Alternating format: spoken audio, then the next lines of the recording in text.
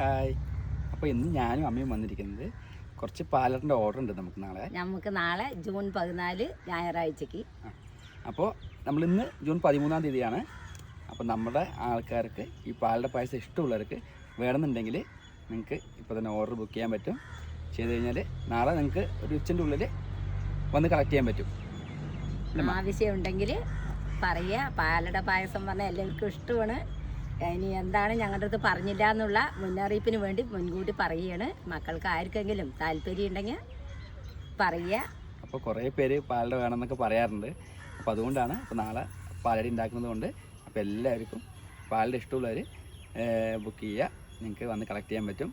അപ്പോൾ നമ്മുടെ സ്ഥലം വന്നിട്ട് പാലക്കാട് ജില്ലയിൽ വടക്കഞ്ചേരിക്കടുത്ത് കണ്ണമ്പറ പുതുക്കോടുന്ന അതാണ് നമ്മുടെ സ്ഥലം.